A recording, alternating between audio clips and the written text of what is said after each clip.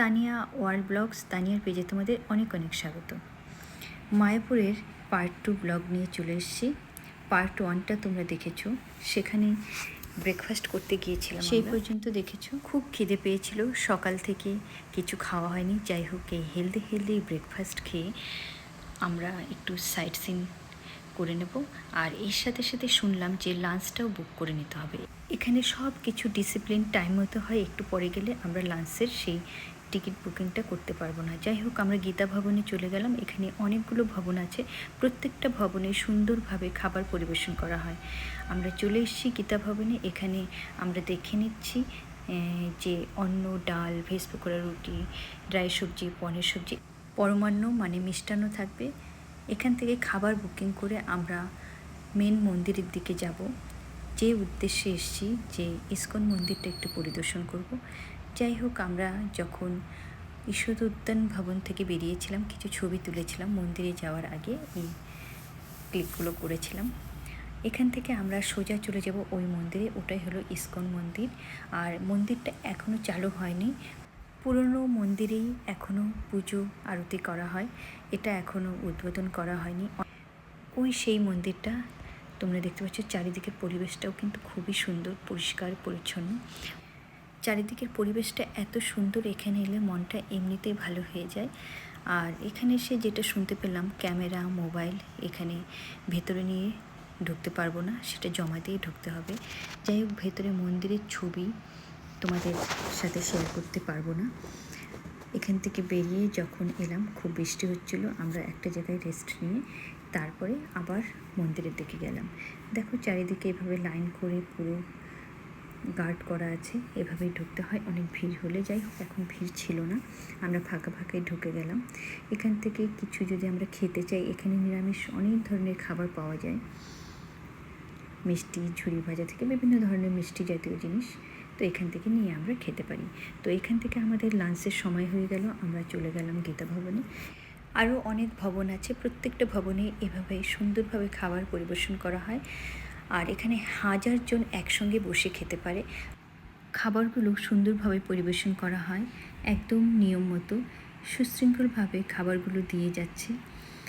আর আমার কিন্তু দেখে খুব ভালো লাগলো, এতজন খাবার খাচ্ছে, কোনো বিশৃঙ্খলা হচ্ছে না, যার যার মতো এভাবে বসে যাচ্ছে, খাবারগুলো এভাবে ভাত, সবজি, ডাল দিয়ে যাচ্ছে। আবার যার খাওয়া হচ্ছে সে উঠে যাচ্ছে, একদিকে পরিষ্কার হচ্ছে, আবার আরেকদিকে বসে যাচ্ছে। এই সুন্দর ব্যবস্থাটা এখানে গিয়ে দেখতে পেলাম, যে এতজন খাবার খাচ্ছে, কোনো বিশৃঙ্খলার কোনো পরিবেশ এখানে নেই। যাই হোক, এখান থেকে খেয়ে আমরা আবার ভবনে চলে এলাম কিছুটা রেস্ট নিয়ে, কেননা বিকেলে আবার ঘুরতে বেরোতে হবে। তো ঘরে আমরা রেস্ট নিয়ে আবার বেরিয়ে পড়ব। তো আমরা রেডি হয়ে গেছি, বিকেলবেলা আমরা ঘুরতে বেরিয়ে পড়লাম। দেখা যাক কোথায় নিয়ে যায়। বলেছিলাম আমরা একজনকে, সে বলেছিল বিকেলবেলা ঘোরাবে, মাসির বাড়ি আর চৈতন্যদেবের জন্মস্থান সেই জায়গায়। যাই হোক, বিকেলে আবার ট্যুরের জন্য আমরা বেরিয়ে পড়লাম। আমাদের ড্রেসগুলো ম্যাচিং ছিল। এখান থেকে তিলক কেটে দিলাম। পিঙ্কেল কিছুতেই তিলক নেবে না, দেখো কপাল ঢেকে দিয়েছে। ও বলছে আমার ভালো লাগছে। আমি বললাম না বাবা, এসো, নিতে হয়। যাই হোক, এখান থেকে আমরা আরও মন্দির ঘুরতে গেলাম। এখানে নাকি চৈতন্যদেব জন্মগ্রহণ করেছিল, নিম গাছটাও আছে। সেগুলো আমাদের যারা গাইড ছিল, সে গাইড আমাদেরকে বলে দিচ্ছিল। মন্দিরের ভেতরটা খুবই সুন্দর ছিল, আর এখানে ছবি তোলা নিষেধ ছিল। যাই হোক, প্রথমে আমি কিছুটা ছবি করেছিলাম, পরে বললো যে এখানে ছবি তোলা নিষেধ। যাই হোক, আর ভেতরের ছবি তুললাম না, এইটুকুনি যা করেছিলাম। বাইরের ছবিগুলো আমি দেখাতে পারবো, এটা করে ফেলেছিলাম তাই তোমাদেরকে দেখাতে পারলাম। এখান থেকে আমরা আরও অন্যান্য মন্দিরগুলো পরিদর্শন করলাম। সত্যি ধর্মীয় স্থানগুলো পরিদর্শন করতে খুব ভালো লাগে, আর মনটাও খুব ভালো হয়ে যায়। এখান থেকে আমরা শ্যামকুণ্ড, রাধাকুণ্ড এগুলো ঘুরবো। এগুলো নিয়ে অনেক গল্প গাথা আছে, সেগুলো আমাদের শোনা ছিল। যাই হোক, শুনছিলাম। এখানে শ্যামকুণ্ড এবং রাধাকুণ্ডতে বড় বড় মাছও আছে, দেখতে পাচ্ছ, বড় একটা মাছ।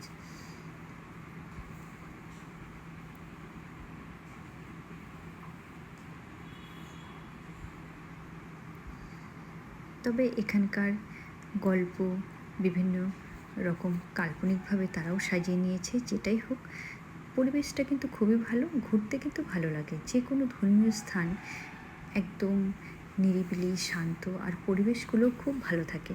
যাই হোক, এখানে কিন্তু বসে থাকলেও কিন্তু আলাদা একটা শান্তির একটা পরিবেশ পাওয়া যায়।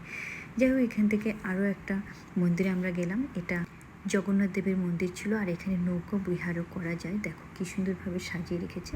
যাই হোক, আমাদের যেতে যেতে একটু লেট হয়েছে, আমরা আর এখানে নৌকা বিহার করতে পারলাম না।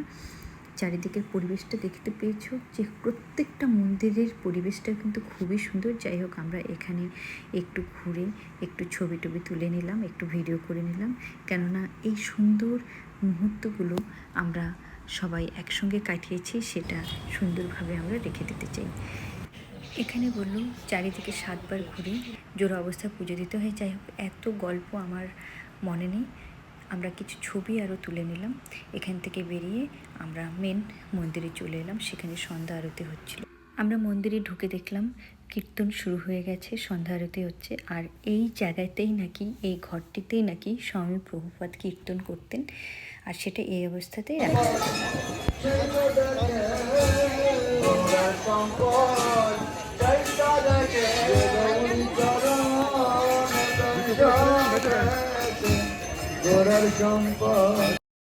বিকেলবেলা থেকে সন্ধ্যা পর্যন্ত ঘুরে আমাদের খিদে পেয়ে গেছে, আর এখানে ভেতরেই নিরামিষ স্টলগুলো আছে। এখানে রেস্টুরেন্ট আছে, এখান থেকে নিরামিষ খাবার আমরা খেতে পারি। সমস্ত খাবারই নিরামিষ।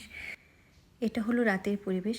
রাত্রিবেলাতেও কিন্তু চারিদিকে এরকম নিরিবিলি, শান্ত, আর খুব সুন্দরভাবে সুশৃঙ্খলভাবে সবাই ঘোরাফেরা করতে পারে। তো এখান থেকে আমরা কিছু খাবার অর্ডার করে নেব। দেখো, খাবারগুলো দেখিয়ে দিচ্ছি। প্রত্যেকটা খাবারই কিন্তু গুণগত মান খুবই ভালো এবং ভীষণ টেস্টি। নিরামিষ বলে যে খাবারের টেস্ট কম সেটা নয়। Chowmein, pasta, fried rice, pizza, singara, chop, cake, ice cream তো আছেই সাথে। যাই হোক, আমরা এখান থেকে কিছু খাবার নিয়ে নিলাম, সবাই মিলে খেলাম, আর প্রত্যেকটা খাবারই কিন্তু খুবই টেস্টি ছিল। আর এখানে রিজুর বন্ধু তার ছেলে আর মেয়েকে নিয়ে আমাদের সাথে দেখা করতে এসেছিল, এবং তাদেরকে নিয়ে সন্ধ্যাটা আমাদের খুব ভালো কাটলো। শেষে আইসক্রিম খেলাম। এরপরে আমরা গীতা ভবন থেকে খাবার খেয়ে আমাদের ঈশ্বর উদ্যান ভবনে আমরা চলে যাব। এই জন্য এখানেই বসে আছি। আর রাত্রিবেলাতেও কিন্তু এখানে সুন্দর একটা পরিবেশ, শান্তির একটা পরিবেশ। যাই হোক, আমরা এখানে সবাই মিলে সময় কাটাচ্ছিলাম। তোমরা ভালো থেকো, সুস্থ থেকো। নেক্সট ব্লগ নিয়ে খুব তাড়াতাড়ি আসছি। Tata, bye bye, good night.